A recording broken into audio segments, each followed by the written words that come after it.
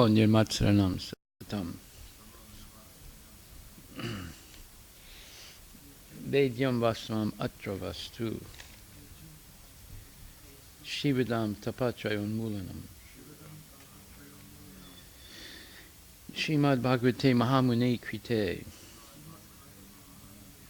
Kimva Purer Ishwaraha. Sadyo Hridya Avarudhyate Tra. Susus Bist Kirti Bihi Susus Bistakshanat. Nigama Kapaturur Galitam Phalam. Sukhamukhad Amrita Dravya Samyutam. Pibata Bhagavatam Rasam Alayam. Muhur Aho Bhavit Rasika Bhuvi Bhavakaha. Srimad Bhagavatam, Canto 1, Chapter 3, text number 30.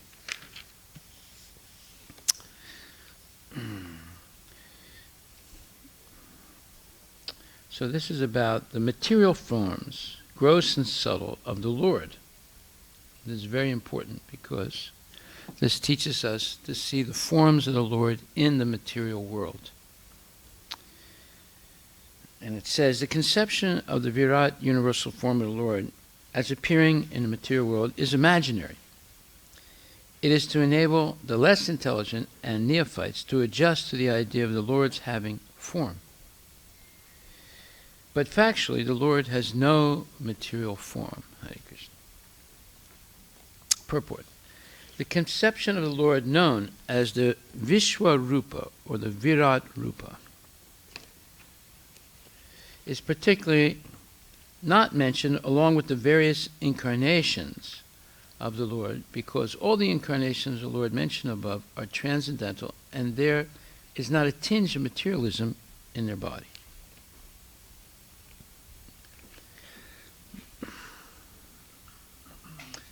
Not a tinge of materialism in their bodies.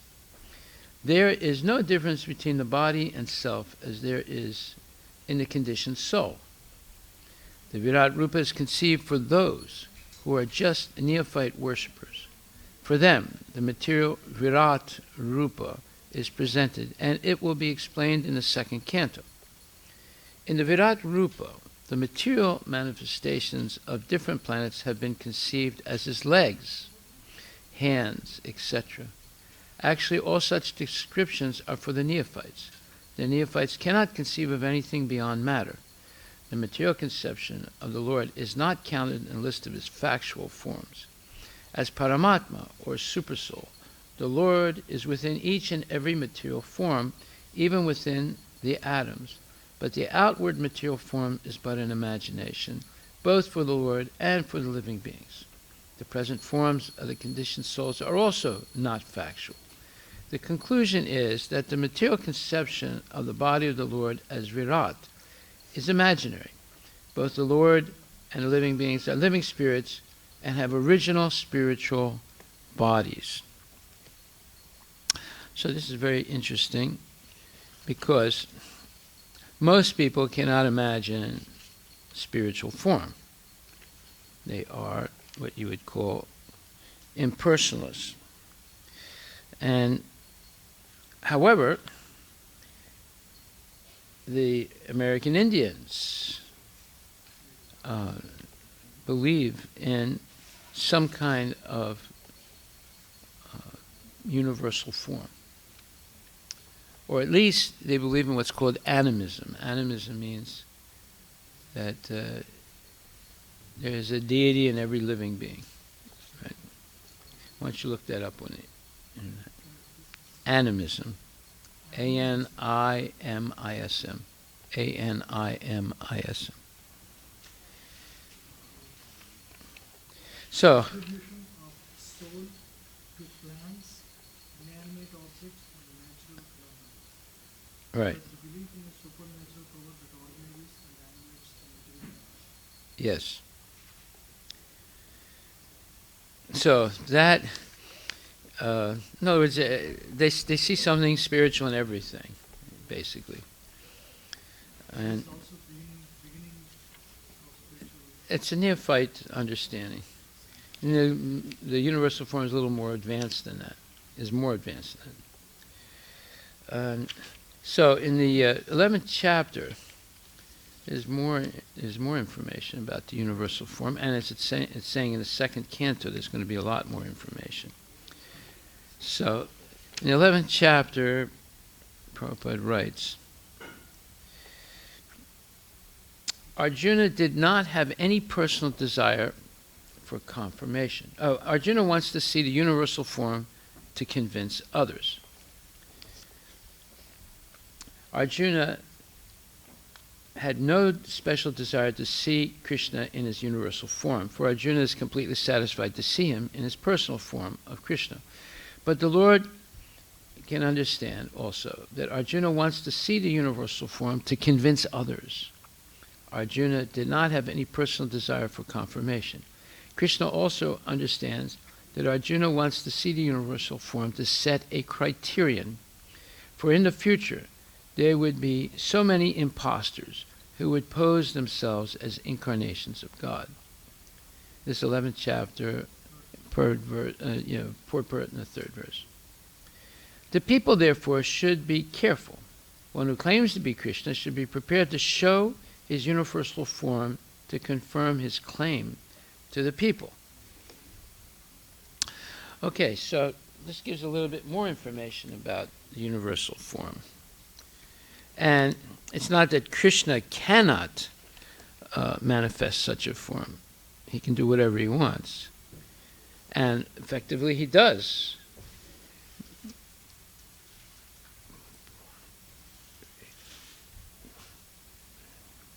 He manifests the universal form to Arjuna.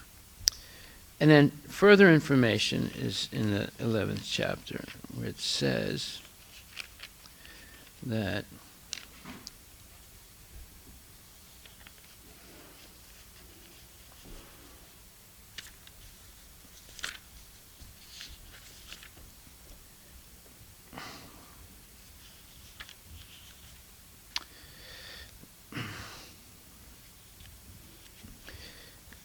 Arjuna wanted to see, this is 11th chapter, 47th verse. Arjuna wanted to see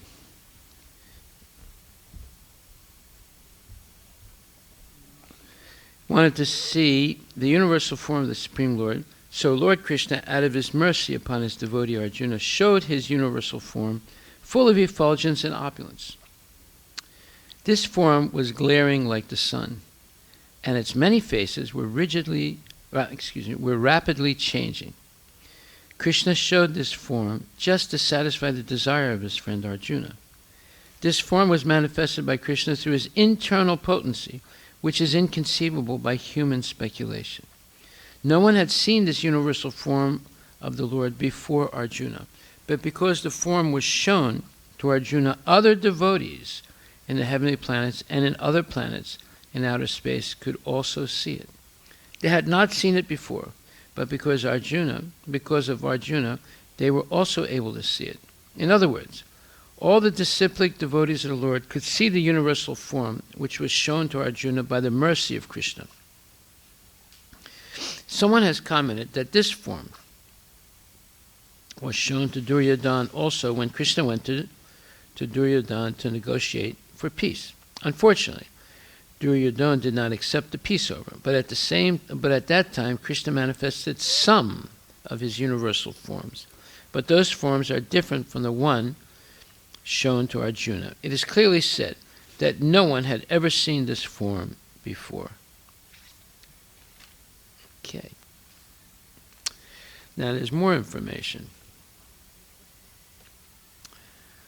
It says, Krishna tells Arjuna, O best of the Kuru warriors, no one before you has ever seen this universal form of mine, for neither by studying the Vedas, nor by performing sacrifices, nor by charity, nor by pious activities, nor by severe penances can I be seen in this form in the material world.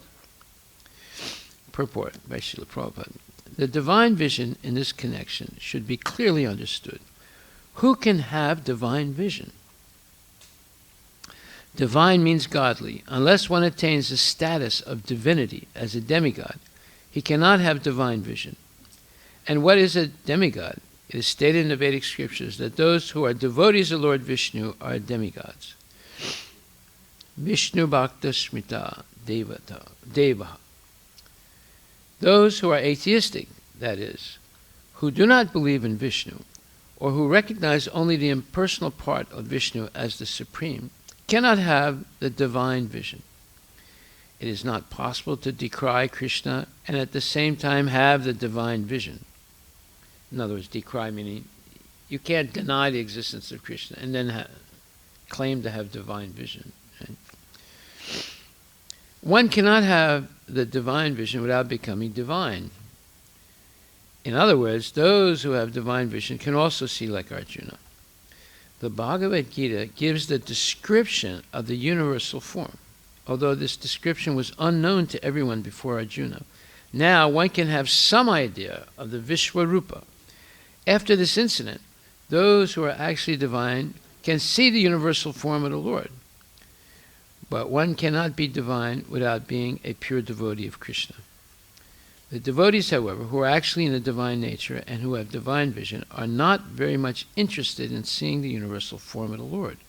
As described in the previous verse, Arjuna decided to see the four-handed form of Lord Krishna as Vishnu, and he was actually afraid of the universal form. Okay, so there's more information.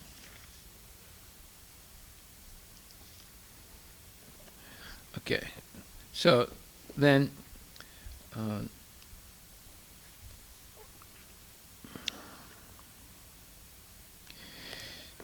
the important point here is that Arjuna asked Krishna, he says, if you think that I am able to behold your cosmic form, O my Lord, O Master of mystic power, then kindly show me that unlimited universal self. And in the purport, Prabhupada says, it is said that one can neither see, hear, understand, or perceive the Supreme Lord Krishna by material senses. But if one is engaged in loving transcendental service to the Lord from the beginning, then one can see the Lord by revelation. Every living entity is only a spiritual spark. Therefore, it is not possible to see or to understand the Supreme Lord. Arjuna, as a devotee, does not depend on his speculative strength. Rather, he admits his limitations as a living entity and acknowledges Krishna's inestimable position. Arjuna could understand that for a living entity, it is not possible to understand the unlimited infinite. If the infinite reveals himself, then it is possible to understand the nature of the infinite by the grace of the infinite. The word Yogeshwara is also very significant here because the Lord has inconceivable power. If he likes, he can reveal himself by his grace, although he is unlimited. Therefore, Arjuna pleads for the inconceivable grace of Krishna. He does not give Krishna orders. Krishna is not obliged to reveal himself unless one surrenders fully in Krishna consciousness and engages in devotional service. Thus, it is not possible for persons who depend on the strength of their mental speculations to see Krishna. This is a very important point. Most people think that they can achieve knowledge through reason, logic, speculation, observation, taking notes, and so forth. But what they see is very limited. It's like looking out your window as you're flying over the Pacific Ocean and then telling someone later on, I saw the ocean. But how much of the ocean did they see looking out the window of the airplane? Not even 1/trillionth of the ocean. Not even 1/trillionth. So, and the ocean is nothing. It's on a puny planet like the Earth, an ocean here is nothing compared to the huge oceans in the universe. So Our perception of reality is very limited. Okay, now we'll go on to verse 31. Clouds and dust are carried by air, but less intelligent persons say that the sky is cloudy and the air is dirty.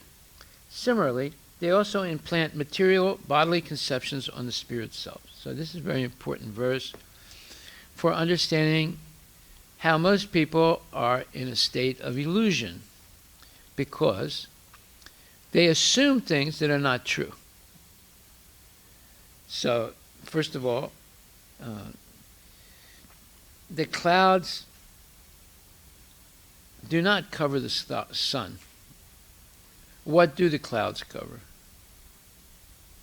They cover our eyes. Yeah. The sun is never covered by the clouds. But people say, oh, it's a cloudy day, you can't see the sun. Or the sun is covered by the clouds. Secondly, they say that the air is dirty. It's not true. Air never has any chemical bond to dirt. Right? However, dust can fly in the air, but it never actually mixes with the air like by bonding chemically with it. So in the purport, Prabhupada says, it is further confirmed herein that with our material eyes and senses, we cannot see the Lord, who is all spirit. We cannot even detect the spirit spark, which exists within the material body of the living being. We look to the outward covering of the body or subtle mind of the living being, but we cannot see the spiritual spark within the body. So we have to accept the living being's presence by the presence of his gross body. Similarly, those who want to see the Lord with their present material eyes or with the material senses are advised to meditate on the gigantic external feature called the Virat Rupa. For instance, when a particular gentleman goes in his car, which can be seen very easily, we identify the car with the man within the car. When the president goes out in his particular car, we say, there is the president. For the time being, we identify the car with the president. Similarly, less intelligent men who want to see God immediately without necessary qualification are shown first the gigantic material cosmos as the form of the Lord, although the Lord is within and without. The clouds in the sky and the blue of the sky are better appreciated in this connection, although the bluish tint of the sky and the sky itself are different. We conceive of the color of the sky as blue, but that is a general conception for the layman only. The sky is never really blue. It seems like that to us due to reflections, but it is not like that. So what's important here is for materialistic people, they cannot see the existence of the soul. They can't measure it, they can't see it, they can't weigh it. Therefore, they say it doesn't exist. However, Krishna gives extensive knowledge how to see him in matter. In the 7th chapter of Bhagavad Gita, in the 10th chapter of Bhagavad Gita, in the 11th chapter of Bhagavad Gita, Krishna teaches us to see him in the material nature. So therefore he says, and we'll run through a few of these verses. The 11th chapter is about his vibhutis. We'll explain what that is in a second. So in the 7th chapter he says, Rasoham apsakonteya prabhasvi sasisuraya pranava sarvavedesu sabde ke purusham nisu. So he says, I am the taste of water, and I am the light of the sun and the moon, and I am the Omkara, the Pranava Omkara at the beginning of every Vedic mantra, and I am sound in ether and ability in man. So these are ways to see the presence of the Lord in matter. Most people can't see beyond matter. It's not that it's impossible to see beyond matter. It's that one has to be purified of lust, anger, greed, etc., and to be able to see something that is normally invisible. How can you see something that's normally invisible? It's by revelation. So there is such a thing as revelation. You read the Bible, it's all about revelation. You read the Quran, it's all about revelations. You read the history of saints in the Catholic Church, it's all about revelations. So there is let's say, a superior reality that can be perceived. It's usually called the fourth dimension. But it requires purification over a long period of time through actual acts of devotion. Okay, so Krishna also says, Punya Ganda Prativyam Cha Tejas Chasmi Vibhavaso Jivanam Sarvabhutanam Tapas Chasmi Tapasvisu. I am the original fragrance of the earth, and I am the heat and fire. I am the life of all that lives, and I am the penances of all ascetics. Bijamam Sarvabhutanam Vidhi Partha Sanatanam Buddhir Buddhimatam Asmi Tejas Tejasvinam Maham. O Arjuna, know that I am the original seed of all existences, the intelligence of the intelligent, and the prowess of all powerful men. Balam balavatam chaham kamaraga vivarjitam dharma viruddho bhutesu kamosmi bharatar sabha. I am the strength of the strong, devoid of passion and desire. I am sex life, which is not contrary to religious principles, O Lord of the Bharatas, Arjuna. So he's teaching now how to see him in the material nature. Then, in the 10th chapter, he explains his vibhutis. What is vibhuti? These are opulences of the Lord, where he empowers different living entities. And he says, Itam vibhutim yogam cha mama yo veti tat vataha so vikal pena yogena yujyate natra samsayaha. One who is factually convinced of this opulence and mystic power of mine engages in unalloyed devotional service. Of this, there is no doubt. So learning about Krishna's vibhuti, meaning his opulences, and his yogam, his mystical powers, is very edifying for people who have who only have materialistic vision. So when you see the light of the sun, you say, that's Krishna. It's coming from Krishna. When you see the light of the moon, that's coming from Krishna. When you see ability in man, that's coming from Krishna. Just like Rush Limbaugh says that he has received his incredible intelligence on loan from God. He said, he's just a radio, personality, but he says it almost every day. He says he's received it on loan from God. So yes, everything is coming originally from Krishna. That is real spiritual knowledge. So then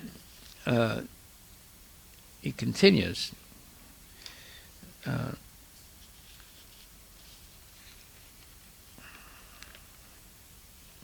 Arjuna says to Krishna, please tell me in detail your divine opulences by which you pervade all these worlds.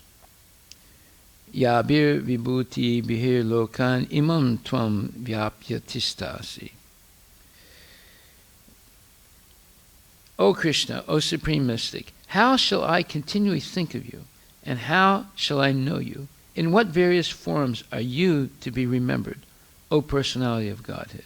O Supreme Personality of God. So if we understand and read the 7th chapter and now the 10th chapter, you'll be able to recognize Krishna in nature. Almost anything you look at, you say, this is Krishna's energy. This is vibhuti, is opulence. So then Arjuna says, O Janardana, again, please describe in detail the mystic power of your opulences. Again, that's vibhutim. I am never satiated in hearing about you, for the more I hear, the more I want to taste the nectar of of your words. This is a very famous verse. Prabhupada says, now as far as Amritam, nectar, is concerned, any narration or statement concerning Krishna is just like nectar. And this nectar can be perceived by practical experience. Modern stories, fiction, and histories are different from the transcendental pastimes of the Lord, in that one will tire of hearing mundane stories, but one never tires of hearing about Krishna. It is for this reason only that the history of the whole universe is replete with references to the pastimes of the incarnations of Godhead. The Puranas are histories of bygone ages that relate the pastimes of the various incarnations of the Lord. In this way, the reading matter remains forever fresh, despite repeated readings. So, you see what a downer it is for your kids to learn American history, black history, learn European history. It's all about lust, anger, and greed. And Prabhupada says, and all those wars that they've fought, it's all for sense gratification. Those are wars of sense gratification. So what can you learn by reading those things? You can only become depressed, right? And there's always revisionism.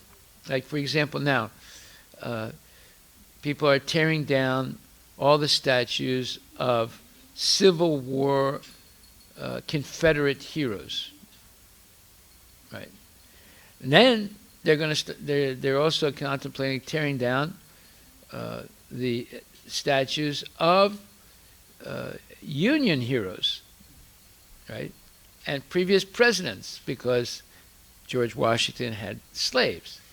Jefferson had slaves. This one had slaves. That one had slaves. Therefore, although they're founders of this country, they're all bad guys now. You know, and then people don't want to use certain names that were used before because it hurts their feelings when they hear it, and they want to take down this flag or that flag because it reminds them of colonial exploitation or this or that. So you see, I'm not saying that's wrong. I'm just saying that the history of the material world is full of nonsense. But hearing the history of Krishna is all nectar, and one never will tire from it. So Krishna says, yes, Arjuna, I will tell you my splendorous manifestations, but only of those which are prominent, for my opulence is limitless. And then he says, I am the super soul, O Arjuna, seated in the hearts of all living entities. I am the beginning, the middle, and the end of all beings. And of the Adityas, I am Vishnu. Of lights, I am the radiant sun. Of the Maruts, I am Marichi. And among the stars, I am the moon.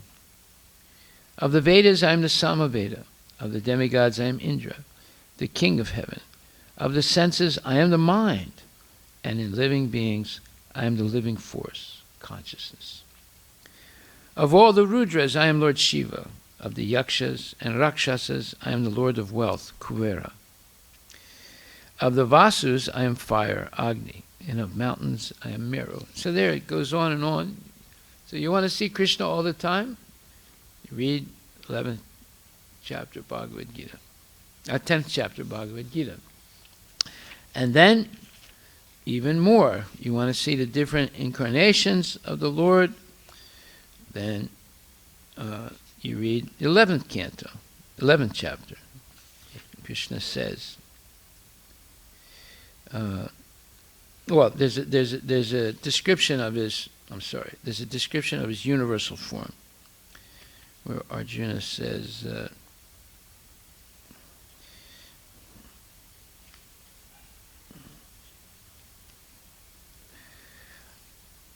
Arjuna said, my dear Lord Krishna, I see assembled in your body all the demigods and various other living entities. I see Brahma sitting on the lotus flower, as well as Lord Shiva and all the sages and divine serpents. I see in your body many, many arms, bellies, mouths, and eyes, expanded everywhere, without limit. I see in you no end, no middle, and no beginning. Your form is difficult to see because of its glaring effulgence, spreading on all sides like blazing fire or the immeasurable radiance of the sun. Yet I see this glowing form everywhere, adorned with various crowns, clubs, and discs. You are the supreme primal objective. You are the ultimate resting place of all this universe. You are inexhaustible, and you are the oldest. You are the maintainer of the eternal religion, the personality of Godhead. This is my opinion. So you're getting an idea now of what the universal form is like. So it says here, it is further confirmed herein, this is the purport now to verse 31, that with our material eyes and senses we cannot see the Lord, who is all spirit. We cannot even detect the spiritual spark. Okay, we read that. So people who have this limited vision are advised that first meditate on the Virat Rupa. In other words, learn about Krishna's universal form from the 11th chapter of Bhagavad Gita, and also there's more information in the second canto of how to meditate on the universal form. Okay, so now we're going to verse 32. Beyond this gross conception of form is another subtle conception of form, which is without formal shape and is unseen, unheard, and unmanifest. The living being has his form beyond this subtlety. Otherwise, he could not have repeated births. Okay, now what is he talking about? Purport by Srila Prabhupada. As the gross cosmic manifestation is conceived as the gigantic body of the Lord, so also there is the conception of his subtle form, which is simply realized without being seen, heard, or manifested.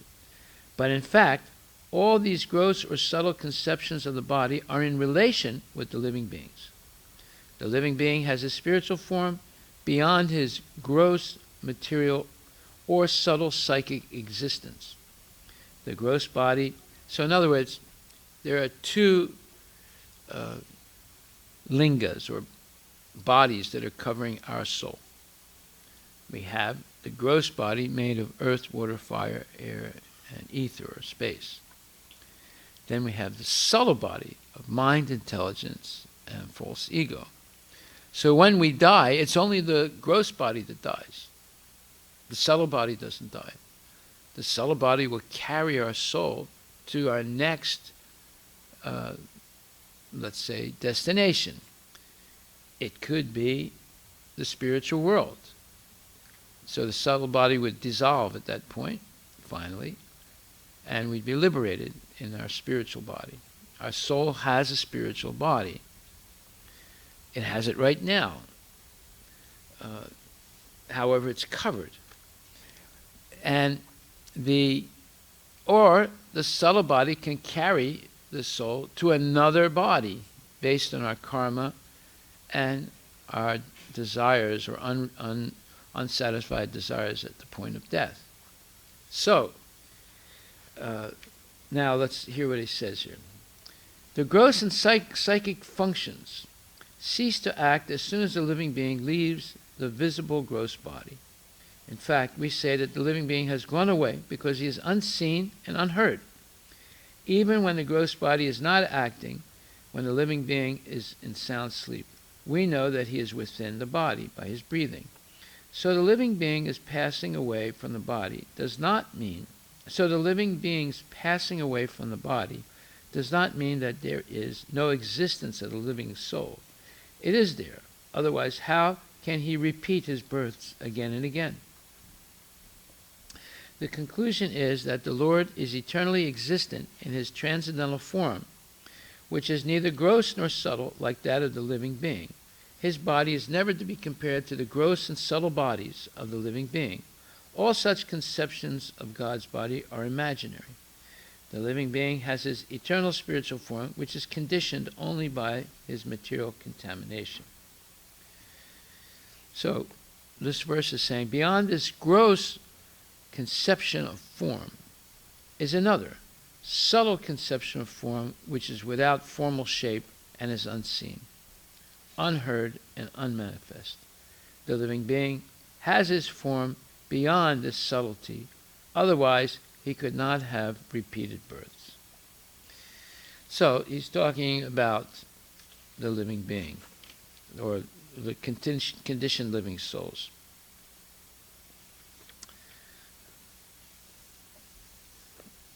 In verse 33, whenever a person experiences by self-realization that both the gross and subtle bodies have nothing to do with the pure self, at that time he sees himself as well as the Lord. Very important verse. Let me read that again. Whenever a person experiences by self-realization that both the gross and subtle bodies have nothing to do with the pure self, at that time he sees himself as well as the Lord. Why would he see himself and the Lord? Because the Lord is present in our heart. If he can't see himself as a soul present in the heart, he cannot see the Lord either.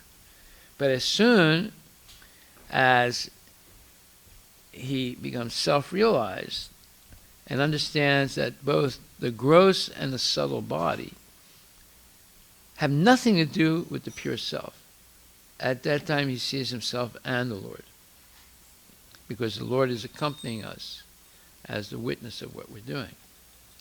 Purport by Srila Prabhupada. The difference between self-realization and material illusion is to know that the temporary or illusory impositions of material energy in the shape of gross and subtle bodies are superficial coverings of the self.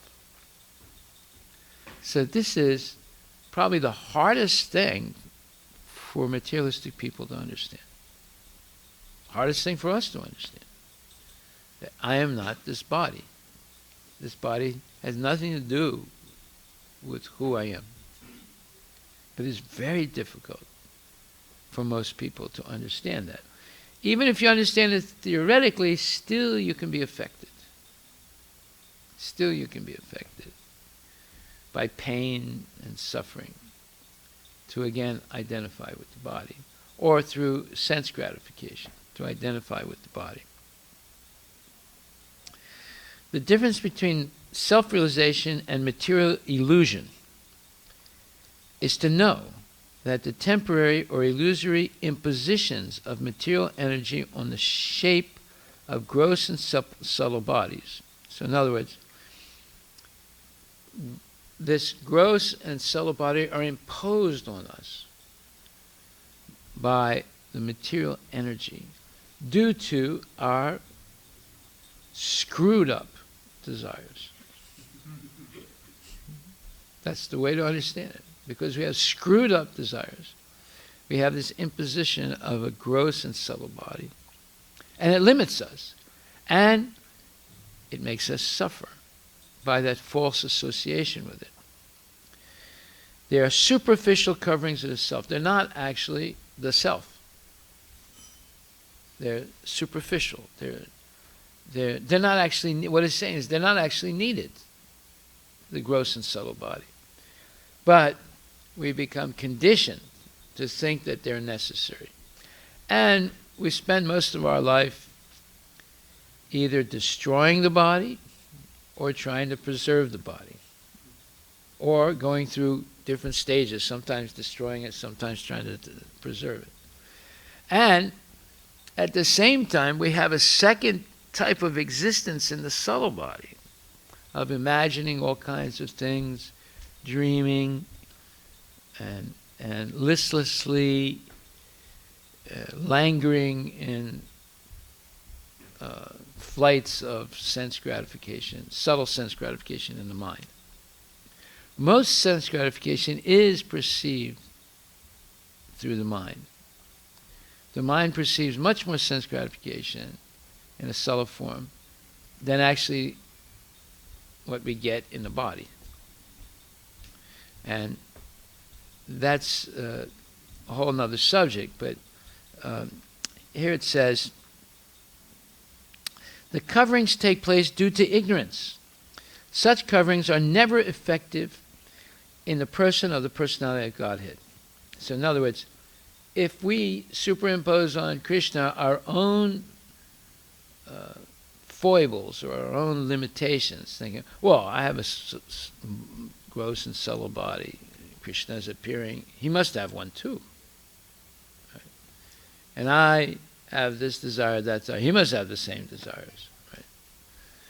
So that's why Krishna, when he comes, he has all kinds of pastimes that may look like mundane activities, but actually they're not. The devotees know they're not mundane activities. The materialists think they're mundane. Just like the materialist thinks the sun is covered by the clouds and that the air is dirty. Right? But that's not true. In the same way, although Krishna's pastimes may seem like ordinary pastimes in this material world, they are not. This is the great hurdle that we have to overcome in understanding Krishna. Knowing this convincingly, in other words, such coverings are never effective in the person or the personality of Godhead. Knowing this convincingly is called liberation. When you actually understand Krishna's body is transcendental. It's not like my body. Now this is also explained in Bhagavad Gita. In the, I think it's the 3rd chapter, where it says,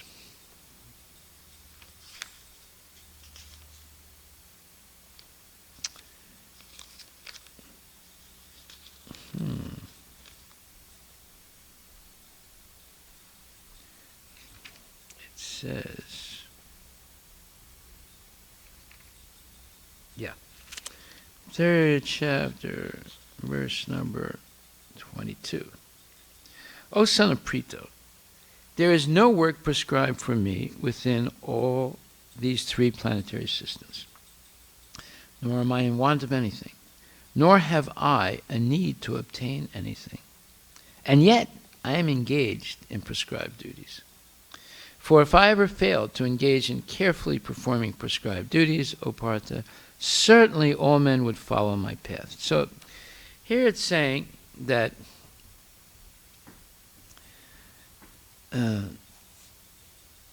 the Supreme Lord is the controller of all other controllers. This is 3rd chapter, verse number 22. The Supreme Lord is the controller of all other controllers, and he is the greatest of all the diverse planetary leaders. Everyone is under his control. All entities are delegated with particular power only by the Supreme Lord, and they are not supreme themselves. He is also worshipable by all demigods, and is the supreme director of all directors. Therefore, he is transcendental to all kinds of material leaders and controllers, and is worshipable by all. There is no one greater than him, and he is the supreme cause of all causes. He does not possess bodily form like that of an ordinary living entity. There is no difference between his body and his soul. He is absolute. All his senses are transcendental. Any one of his senses can perform the action of any other sense. Therefore, no one is greater than him or equal to him. His potencies are multifarious, and thus his deeds are automatically performed as a natural sequence. Swetasvatara Upanishad, chapter 6, verses 7 and 8. If you understand these 2 verses, then you will never be bewildered by false propaganda about Krishna. And you'll be actually a liberated person by understanding. That's what he's saying in this purport. He's saying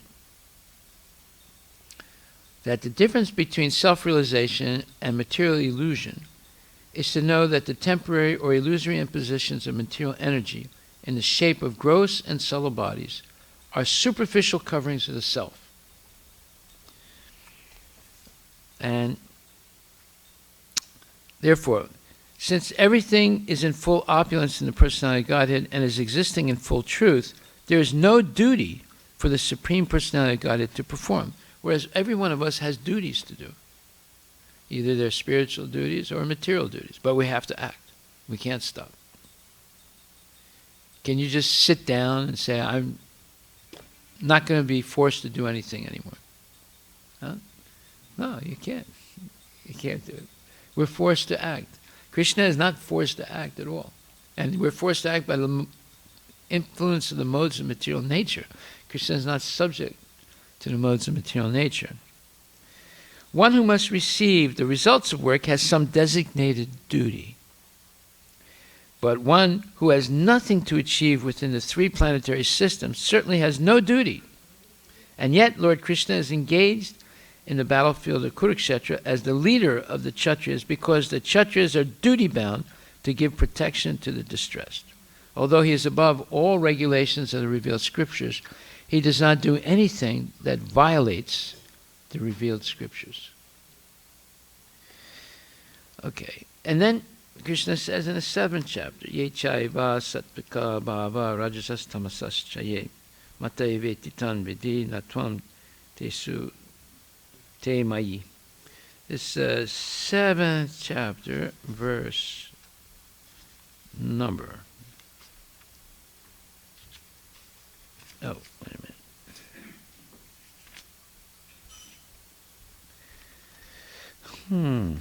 Let's see, what verse is it?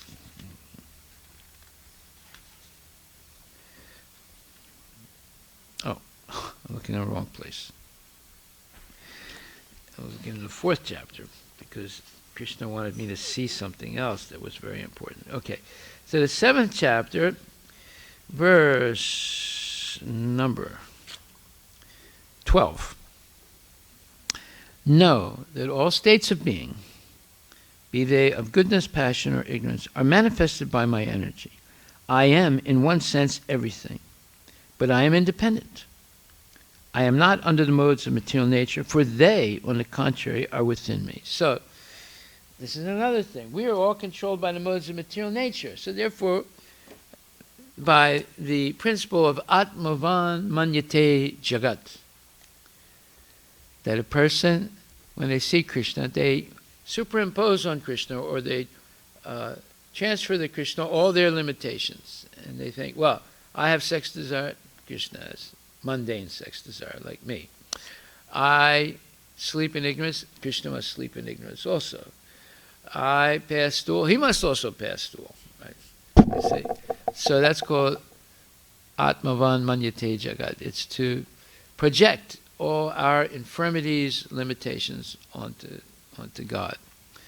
But that's a big mistake. And the number one mistake that people make is to think that Krishna has a material body that's subject to the influence of the three modes of material nature. But here, 7th chapter, 12th verse, Krishna is saying that's not true. On the other hand, Tibir Gunamayer Bhaver Ebe Sarvam Idam Jagat Mohitam Nabijananti Mam Ebyam Param Avyayam. Deluded by the three modes, goodness, passion, and ignorance, the whole world does not know me, who am above the modes and inexhaustible. So unless we become free from the influence of the three modes, sattva, rajas, and tamas, goodness, passion, and ignorance, we will not be able to understand who Krishna is. We begin to understand in the mode of goodness, but we have to rise above the mode of goodness also to get a very clear picture of who Krishna is. And then in the 4th chapter he says, Namam karmani limpanti name karma phale spriha itimam yo bijanati karma bir nasabadyate. There is no work that affects me, nor do I aspire for the fruits of action. One who understands this truth about me also does not become entangled in the fruitive reactions of work. So all knowledge begins from Krishna. So if we understand Krishna correctly, we become enlightened. We become free of the influence of the modes of material nature. We no longer identify with the transitory, ephemeral body, or mind, or subtle body. Okay, so we discussed a bunch of important verses here. So this is 4th chapter, 14th verse, 7th chapter, 12th verse, 3rd chapter. What are these verses about? It's understanding Krishna's transcendental nature. He's not like us. Let's see, what was that third chapter? What verse was that?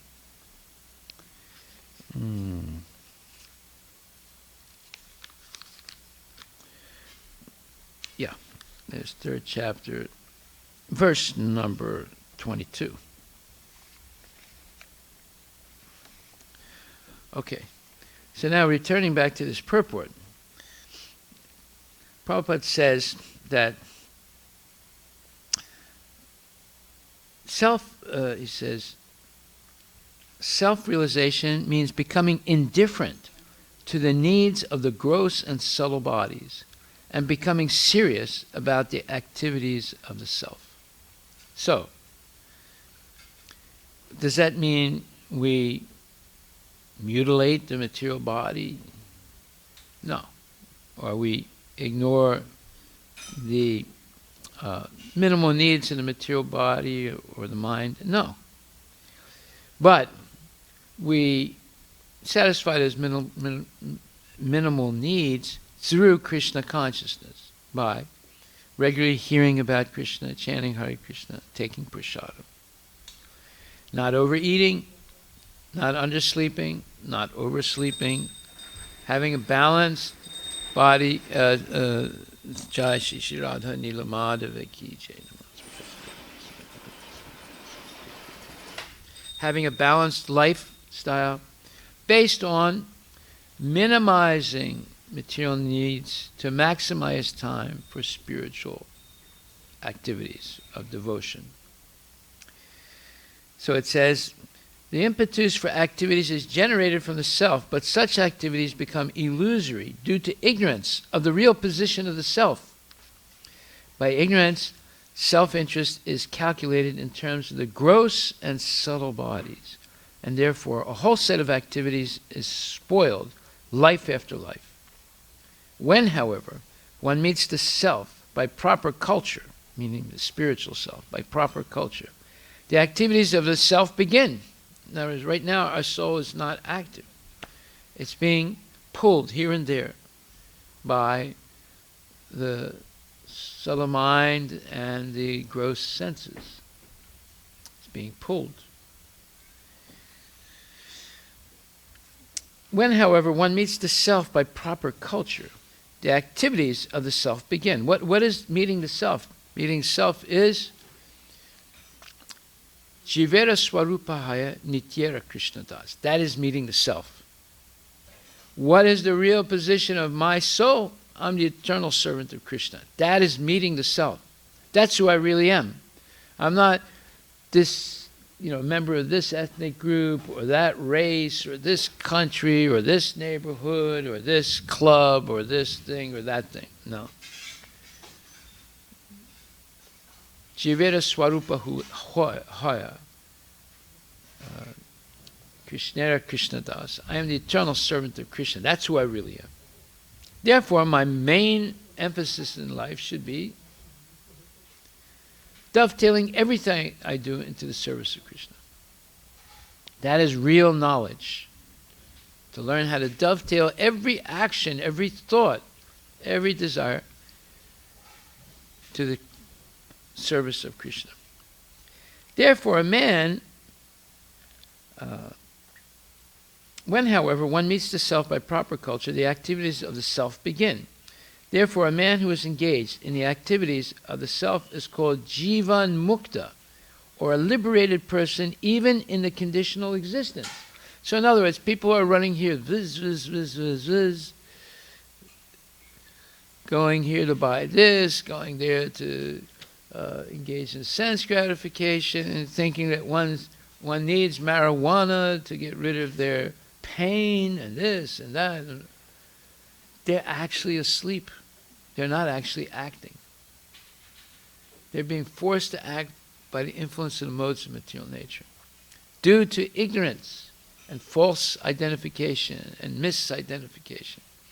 But when a person engages fully in Krishna consciousness, then they're awake. Then they're actually engaged in activity. This perfect stage of self-realization is attained not by artificial means, but under the lotus feet of the Lord, who is always transcendental. In the Bhagavad Gita, the Lord says that he is present in everyone's heart, and from him only all knowledge, remembrance, or forgetfulness take place. When the living being desires to be an enjoyer of material energy, illusory phenomenon, the Lord covers the living being in the mystery of forgetfulness. Wow, look at these phrases. Mystery of forgetfulness. Obviously it's a mystery. If you forget who you really are, it's a mystery how you did that. You got to be really talented to do that, right? Forget who you really are. So it's a mystery of forgetfulness, and thus the living being misinterprets the gross body, subtle mind, to be his own self. And by culture of transcendental knowledge, when the living being prays to the Lord for deliverance from the clutches of forgetfulness, the Lord, by his causeless mercy, removes the living being's illusory curtain, and thus he realizes his own self. He then engages himself in the service of the Lord in his eternal constitutional position, becoming liberated from the conditioned life. All this is executed by the Lord either through his external potency or directly by the internal potency. All this, what does it mean? All this. This process of liberating the soul from the mystery of forgetfulness of who he actually is. Just like in the story of Narada Muni, the Lord lets Narada Muni see him. And then he doesn't let him see him the rest of his life, so that he tantalized his taste for seeing the Lord again, because it was so good. He always doesn't hanker for anything else. He got something so good that it completely seized his mind and his senses, and he'll never hanker for anything else. That's a special mercy. This is a great purport. Right. Let's see what they say here.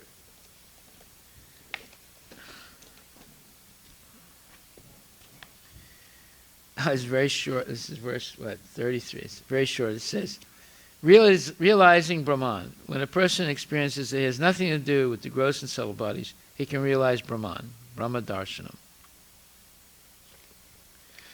Wow, that like misses many points in the. I guess they're trying to summarize a bit. Let's see here. Is this about Brahma? Oh yeah, it is about Ititad Brahma Darshanam. But it says, see, this is the problem with Sanskrit, with us and the Sanskrit language. Brahma does not only mean the Brahma Jyoti. It depends on context. But the full understanding of Brahma is Vedantita Tattvititas Tattvam Yajnanam Advayam. Brahmeti Bhagavan Paramatmeti Bhagavaniti Sabhyate. So, Brahma realization is understanding Brahman, Paramatma, and Bhagavan. That's why it says here, whenever a person experiences by self-realization that both the gross and subtle bodies have nothing to do with the pure self, at that time he sees himself as well as the Lord. So, there's a verse in the Ishopanishad also that's a little bit similar to this. Pusanika seyama suya prajapatya vyuha rasmin samaha teja yate rupam kalyantamam tate pasyami yo savaso purushaha sohamasmi. O my Lord, O primeval philosopher, maintainer of the universe, O regulating principle, destination of the pure devotees, well-wisher of the progenitors of mankind, please remove the effulgence of your transcendental rays so that I can see your form of bliss. You are the eternal Supreme Personality of Godhead, like unto the sun as am I. Oh, so that, like unto the sun as am I. What does that mean? Now let's read what Prabhupada says here. That means that we are also Sat Chitananda Vigraha, right? We have, our soul is eternal, blissful, cognizant, and in a body. It has a spiritual body, right? It has a form, a spiritual form. So, let's see. The all-pervading feature of the Lord. This is Ishopanishad, verse number 16, and in the purport.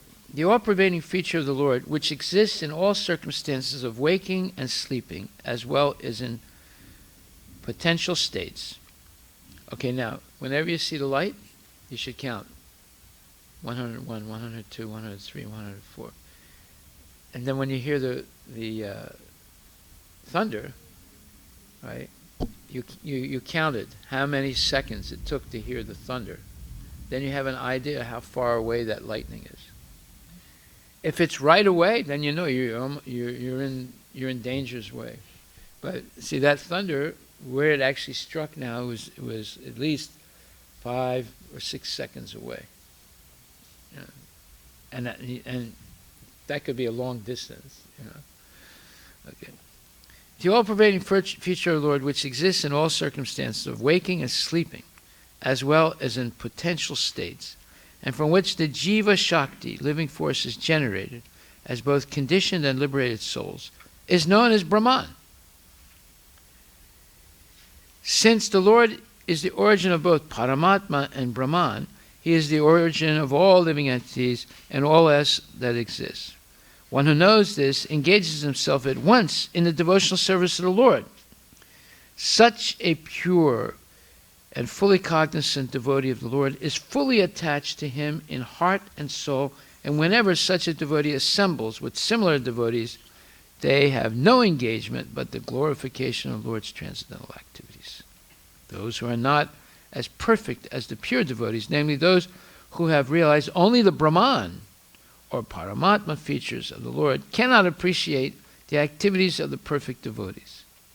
The Lord always, see, that's the whole point. You know, a mother or father said, oh, I don't want my kid to become a brahmachari. I mean, I want him to go to college, you know, and become an IT guy like me, you know. I mean, you know, I'll be just I don't know, maybe wasting his life if he becomes a brahmachari. You see, I don't want my daughter to become a pujari. I want to go to college, get a PhD, you know, in biology or zoology or some ology, you know. Well, wait a minute. What's wrong with becoming pujari the rest of your life? See, this is an existential question we have to ask ourselves. What's wrong with your son becoming a brahmachari? Just like there's this one lady I know. Her husband died when she was he got bit by a snake. He was a very good devotee, and she had a young baby at that time. Right? And so I knew her, and I felt sorry for her. So I and another devotee supported her financially for a whole bunch of years, so that she could live in India, right? And her son went to the Gurukul, and at one point he wanted a computer. I bought him a computer, right? And I would buy him things every once in a while. And the other person that was supporting her, they also, both of us took care of her because we knew her husband. So over time, the boy grew up in Vrindavan in the Gurukul and was with his mother. And then after he graduated, he did go to school a little bit outside, but then he made a decision to be a brahmachari the rest of his life. He made a decision. He's a brahmachari now in Delhi. He's never given up. He's never gotten married. He's a big boy, and he's very smart, and a very humble, and very sweet person. Now, is that a failed life? Let's ask the question. What's wrong with that? Is there something wrong with that?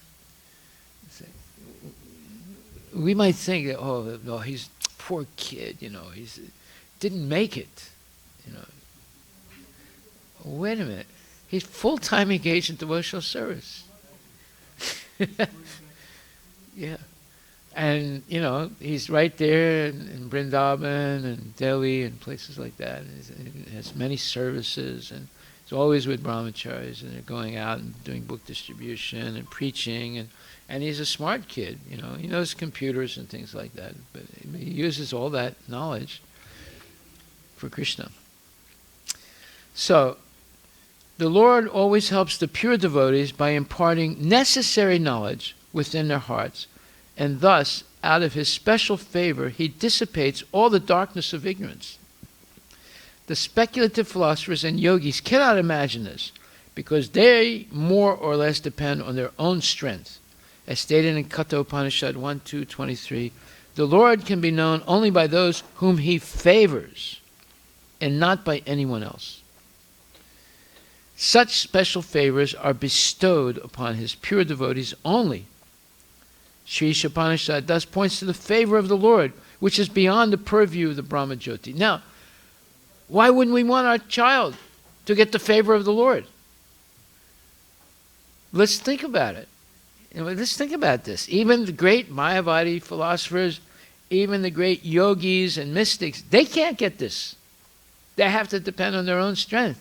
But the Lord favors the devotees and gives the devotees knowledge and remembrance and everything. Such special favors are bestowed upon his pure devotees only. Sri Upanishad thus points to the favor of the Lord, which is beyond the purview of the Brahma Jyoti. So this verse from the Katha Upanishad is Nayam Atma Pravarchane na labyo na medaya na bahuna shrutena yam evaisharinute tena labyas tasyaisa atma virinute tanam swam. This is also in the Mundaka Upanishad. That is, the Lord always helps the pure devotees by imparting necessary knowledge within their hearts, and thus, out of his special favor, he dissipates all the darkness of ignorance. So he only favors his genuine devotees, right, in this way. It's a special favor. I mean, he's helping everyone, but he gives a special favor to the devotees.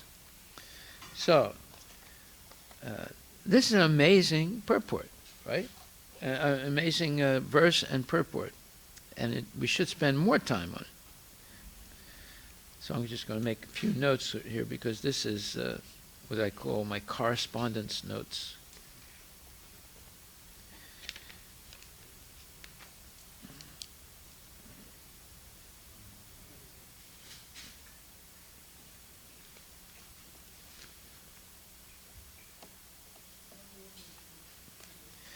Okay.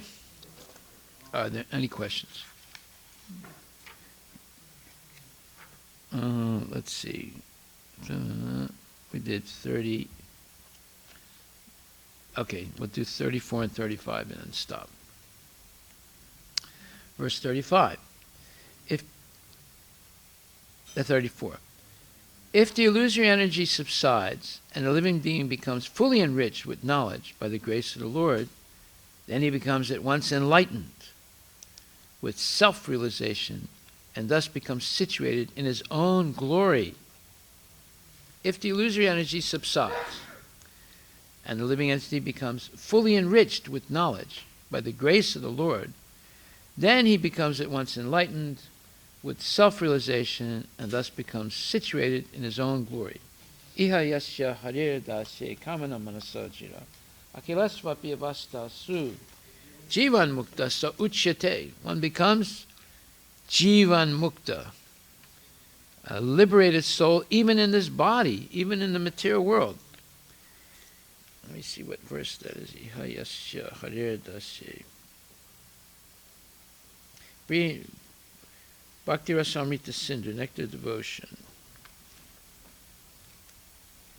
So this verse says that one who uses everything,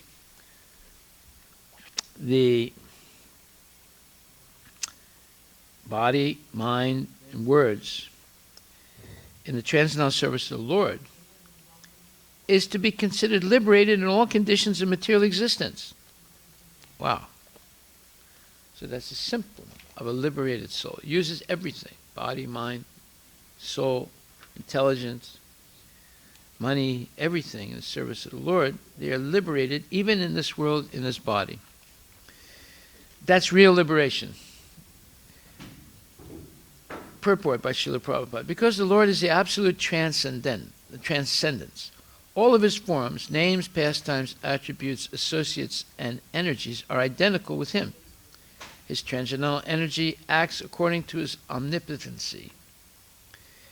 That means he has all power. And the transcendental energy is acting by his power. The same energy acts as his external, internal, and marginal energies, and by his omnipotency, he can perform anything and everything through the agency of any of the above energies. He can turn the external energy into internal by his will. Therefore, by his grace, the external energy, which is employed in illusioning those living beings who want to have it, subsides by the will of the Lord in terms of repentance and penance for the conditioned soul. So, Prabhupada echoes Rishabhadev when he says that this life should be used for penance. Now, there's penances and there's austerities. Usually the word penance, it's used mainly in a biblical sense, where it's making up for some mistake you made, right? Or some sin that you committed. Obviously, we all sin because we're in the material world, in the material body. That's the sign that we committed the greatest sin, is turning our back to Krishna and walking away from it. Involuntarily wanting to come to the material world to pan gold. You know what that means? Pan gold? It's a term from 1850s and 60s and 70s, when gold was discovered in California and then later on in Alaska. So people would go to these rivers and they would take some water and some sand and go like this, and rocks, and they would find little nuggets of gold. That's called panning gold. So, in the same way, the devotee, by understanding this sohamsi, that we are the same nature as Krishna. It doesn't mean we are Krishna. Mayavadis misinterpret soham as saying that I am God, right? But soham, used in the mantra 16 of the Ishopanishad, means that we have the same nature as God, which means we are also Satchitananda. Our soul is also Satchitananda Vigraha. But we have infinitesimal potency, and Krishna has infinite potency. But qualitatively, we are one. Right? So here it says that, therefore, by his grace, the external energy which is employed in illusioning those living beings who want to have it. Yeah, that's us. Right? We wanted to have this illusory material world, thinking that we could become a separate God, a competitor of Krishna. And that the whole thing is an illusion. It's not true. But we're still in that illusion. That's why we're here. Subject to birth, death, old age, and disease, which has nothing to do with our soul. It only has to do with the temporary body.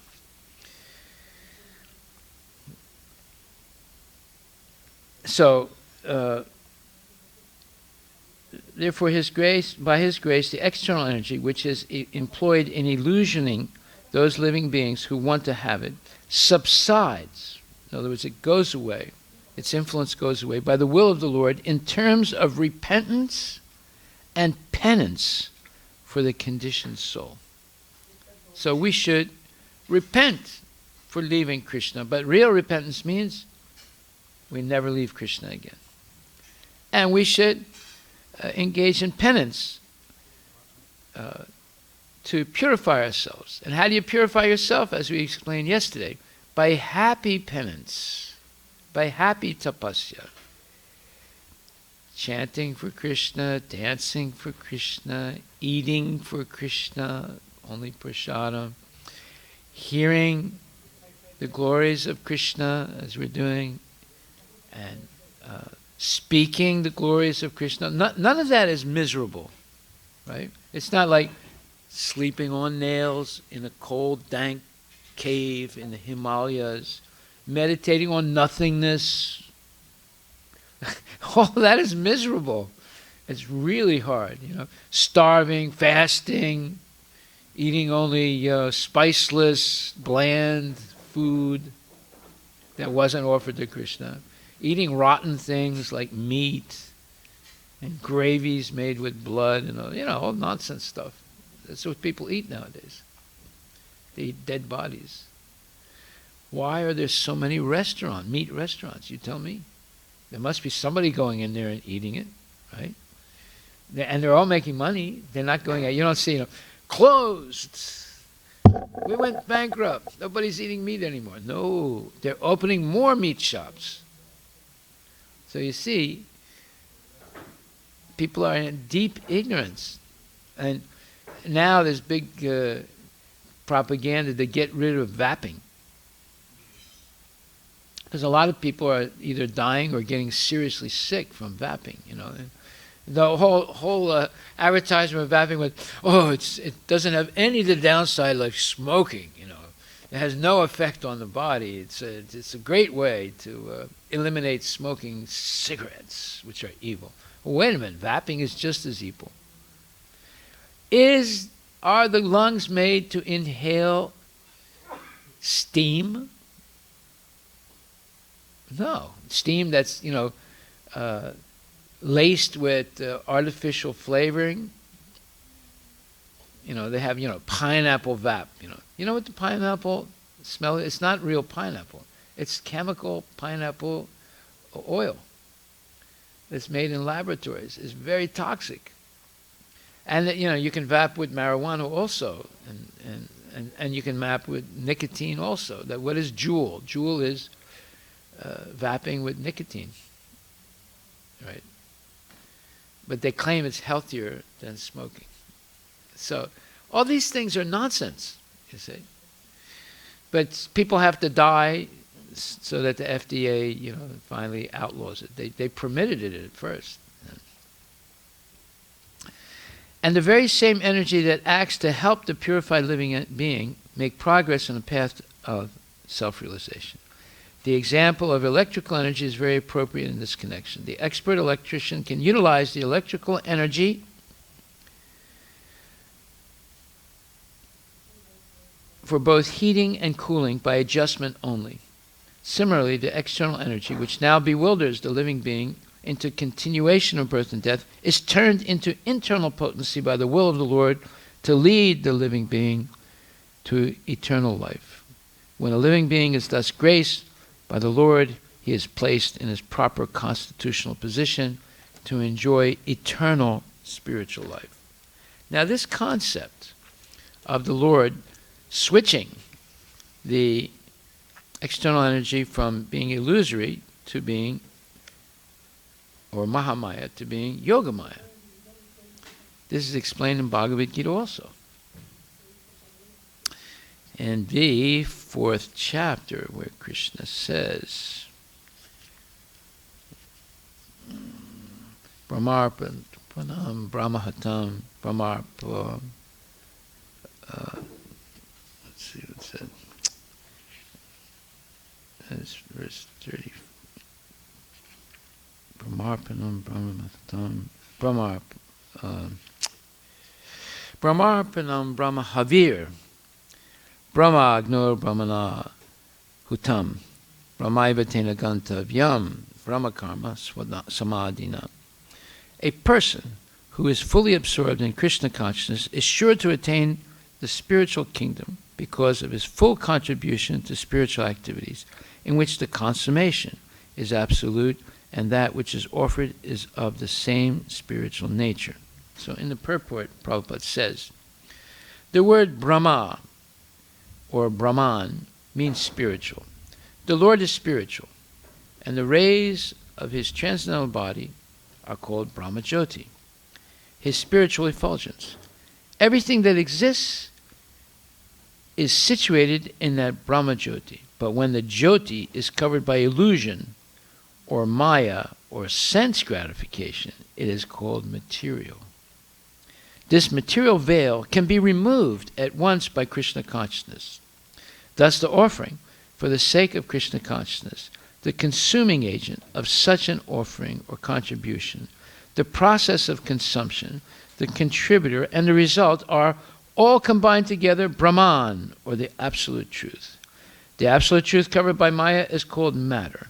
Matter, dovetailed to the cause of the absolute truth, regains its spiritual quality.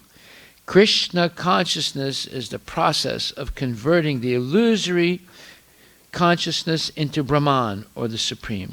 When the mind is fully absorbed in Krishna consciousness, it is said to be in samadhi, or trance. Anything done in such transcendental consciousness is called yajna, or sacrifice for the Absolute. In that condition of spiritual consciousness, the contributor, the contribution, the consumption, the performer, or the leader of the performance, and the result or ultimate gain, everything becomes one in the Absolute, the Supreme Brahman. That is the method of Krishna consciousness. This is an amazing purport. And now we have confirmation of it in Srimad Bhagavatam 1:3-34. You see how there's absolute correspondence between Bhagavatam and Bhagavad Gita. So, if you want to convert the material energy back to spiritual energy, you can do it in your life. If you want to convert your body from a material body to a spiritual body, you can do it in this lifetime. Prabhupada says, the material veil can be removed at once by Krishna consciousness. Thus the offering for the sake of Krishna consciousness, the consuming agent of such an offering or contribution, the process of consumption, the contributor, and the result are all combined together Brahman, or the absolute truth. Haribo, Haribo, Haribo. We should have a festival now that we heard this. This is such an auspicious. Yeah. Okay, so we'll quickly do 35 and stop. Unless it's very profound, which it looks like it now. It's very profound. Let's see. Thus learned men describe the births and activities of the unborn and inactive, which is undiscoverable, even in the Vedic literatures. He is the Lord of the heart. Okay, let's read this again. Thus the learned man describe the births and activities of the unborn and inactive. He's inactive. Krishna is unborn. He's ajam, never born. And he's inactive because he has no material desires, only spiritual inspiration. Right? People who have material desires are active. They're actively going deeper and deeper into Maya. Right? But those who have no material desires, they're inactive. They're not getting any karmic reactions. They're liberated by those actions. The learned men describe the births and activities of the unborn and inactive, which is undiscoverable even in the Vedic literatures. He is the Lord of the heart. See, the Vedas can do two things. They can help you to understand something about Krishna. This is with the exclusion of Srimad Bhagavatam. We're talking about the rest of the Vedas. Or they can tie you up and put you more into illusion. As we see, the Mayavadis are reading the Vedas, right? This Upanishad, that Purana, the Rig Veda or Yajur Veda. By the way, if you read the 4 Vedas, you'll get totally confused. The 4 original Vedas, you'll be totally confused and bored. You know, have you ever seen the Rig Veda, Yajur Veda, Sama Veda, Atharva Veda? You get Atharva Veda is a little bit interesting because it talks about cursing people and Ayurveda, things like that. Huh? After studying proper literature, everything looks very clear. No, but even if you didn't know Krishna consciousness and you try to read the Vedas, you would give up very quickly. It's so confusing and boring. It's not really exciting. Only the Atharva Veda is a little bit exciting because it has a lot of diverse stuff in it. But the rest of it is, you read it, over and over. It says Indra this and Varuna that and Agni this, and you just get bored. I mean, that was my feeling. Maybe you're different. I don't know. Yeah. Okay, so both the Lord and the living entities are essentially all spiritual. Therefore, both of them are eternal, and neither of them has birth nor death. The difference is that the so-called births and disappearings of the Lord are unlike those of the living beings.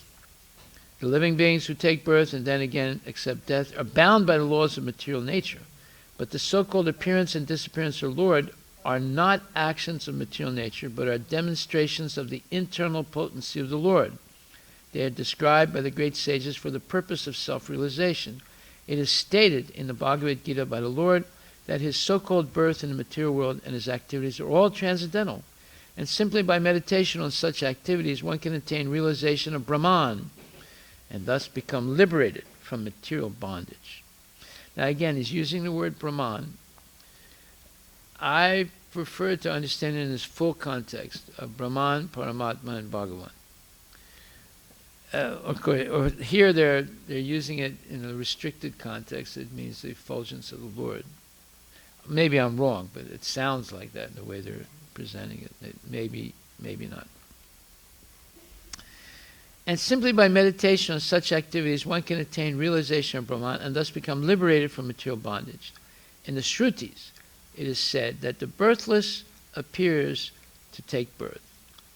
See, that's the point. When you read the Vedas, it'll say things like that without naming anyone. It'll say, the birthless appears to take birth. You don't know who it's referring to. Obviously it's referring to Krishna, but they don't name Krishna. Because if they say Krishna, the Mayavadis will stop reading. The Supreme has nothing to do, but because he is omnipotent, everything is performed by him naturally as if done automatically. As a matter of fact, the appearance and disappearance of the Supreme Personality of Godhead and his different activities are all confidential, even to the Vedic literatures. Yet they are displayed by the Lord to bestow mercy upon the conditioned souls. We should always take advantage of the narrations of the activities of the Lord, which are meditations on Brahman in the most convenient and palatable form. Okay, so are there any questions about that? I'm not going to belabor it because it's getting late and we have to wake up early. Be in Mangalarti. Yes?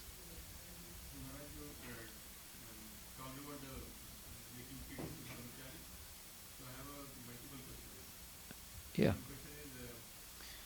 Well, you can't force them, but some kids will naturally be attracted. Yeah, go ahead. The question is how parents will get trained or convinced or Almost impossible. Almost impossible. Prabhupada, he went around when he was still in India. He hadn't come to the United States. And he asked many gentlemen, he said, "Sir, you have 4 sons. Give me 1 son. I'll make him a devotee." Not one of them said yes. Not one of them. This is in India. Not one of them said yes.